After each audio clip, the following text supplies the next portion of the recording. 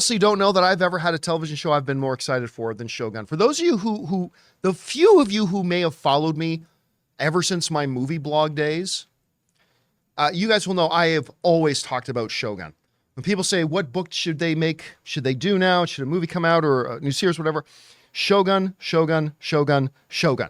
I've always said that. And then when Disney did that big Investor Days call, when they made all the announcements and they said Shogun, I just about lost my piss. It just about flew all over the place. I was so freaking excited. I could not believe it. The trailers have been stunning and fantastic.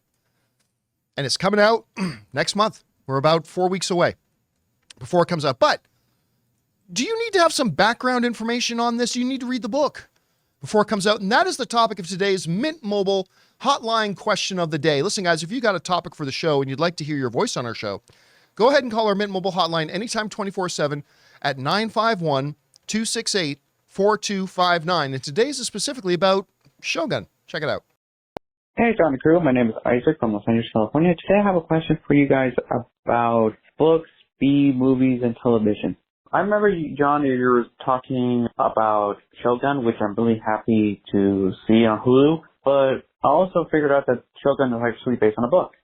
Now, the main question is, should I read the book before watching the series, or do I see the series before reading the books? Or do you think it doesn't matter as long as you enjoy the source material and the product? Thank you, and have a nice day. All right, man. Thanks a lot for calling that in. And it's a great question. James Clavell's Shogun novel is fabulous and fantastic. It's one of, The Hobbit was the first book I read as a kid. And I know it sounds really weird, but the next one after that was Shogun. Why, as a child, were you reading Shogun?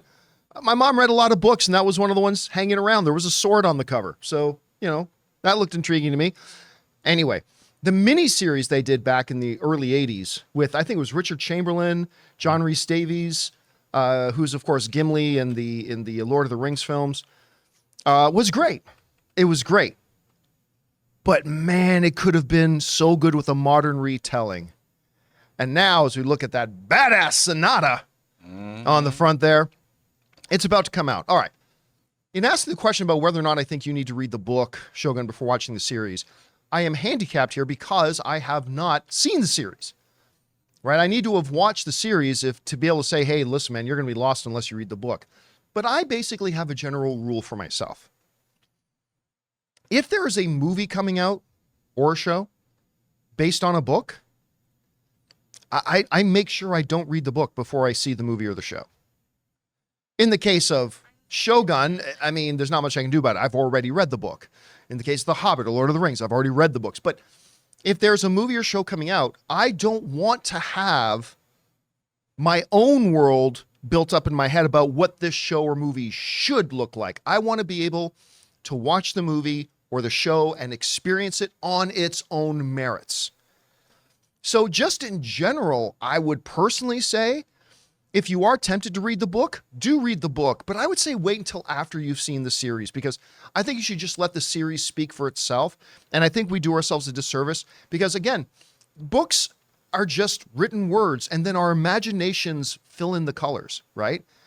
And if the show then or the movie doesn't match the colors you painted in your head, you're going to say, listen, we talked about that Forbes article that most people who read a book before seeing a movie will say the book was better. Most people who see a movie before reading the book will go, the movie is better.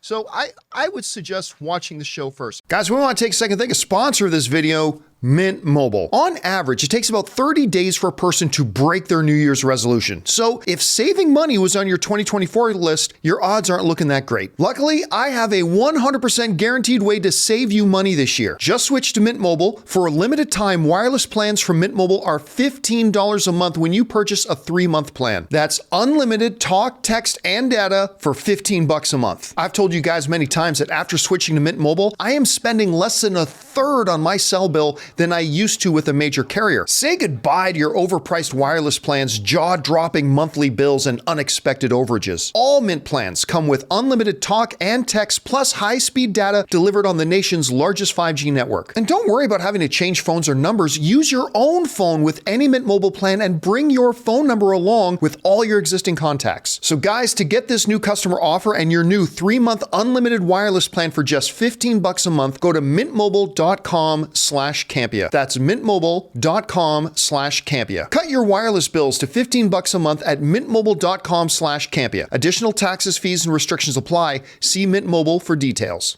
Anyway, Chris, as somebody who reads a lot, watches a lot, all that kind of stuff, how would you address the question here about whether or not they should read the book before watching the show? Well, I have just bought this book. Because I know nothing about Shogun. And when the trailer came out, I was like, oh, this looks so amazing. And you obviously gushed about this a ton. And so I wanted to read it. And it is available right now on Kindle for like $6. Ooh. So the audiobook, I think, is around 8, if that's more your speed. And it's probably like 12 hours. Yeah. A digital book? Ew. Yeah. Well, that way I don't take up as much space and I don't kill as many trees. And it's like I like the you can have tactile all feel your of a books book, on your but tablet. yeah. But I live in an 800 square foot apartment with a vocal booth inside it, right? So space is limited. I don't have a dining room table. There's only some books and a TV and a bed. I'm really excited to read it, but I totally understand that perspective because there is something that's a really big bummer about watching something that you've read and you've envisioned and then having it not meet your visualization. Right. Because we all do the thing, right? We all do bring our expectations into movie theaters. We try not to, but we do. But it's particularly hard when you've read a book and it just doesn't live up to it. Anytime you've gone to see an Alan Moore adaptation is the thing that I can always go think of is obviously that one is very visual. You can put that together. But I remember being in the theaters, having not read V for Vendetta and thinking that was incredible. And then my friends who had read V for Vendetta were like, this is dog shit. Right. Right? You just have your own kind of voice of how everyone sounds. You have your own kind of idea of the aesthetics and the delivery and everything. So it's really up to you. If you want to have that kind of world building already, cool. If you want to read it afterwards, I kind of like that version sometimes of then going, oh, I wonder what I missed. I wonder that they didn't adapt. I wonder what was different in here to see kind of the differences between. I actually go in reverse. If I actually watch the film that I'm not familiar with the book, if I like it enough, I'll go back and try to read the books. The only exception... That's what I do too. Yeah, the only exception is The Martian. And this is the only reason why I was in Target and then it was on sale for dirt cheap. So I bought it. I didn't think I was going to read it, but it hooked me right from the beginning. And it didn't ruin the movie for me. I just wish it was longer. There's more details in the book that I wish they went over, but the movie is already long already. Yeah. But I was satisfied on both ends. I read that book twice. I hardly read any books at all. So I read that book twice over again. And a lot of the parts in the movie hit me different. Like I watched it with Dennis and the part where they say Mark Watson is alive. Like Wally? when they find out he's alive. I was so emotional in the theater because I knew how that read in the book. Right. It was so good in the book. Like, so it worked for me. It worked for me. Yeah, I read the Hunger Games books after I saw the movies. Actually, and you're right, Chris, because you read a character and your head makes up what their voice sounds like. Mm-hmm. You read a line and your head makes up how they said that line. The only time I've seen a movie where it felt like the pictures in my head from reading the book were coming to life, I remember was first time watching Lord of the Rings, Fellowship of the Ring. I remember just as Gandalf is on that little cart, my father said, and he's rolling into the Shire.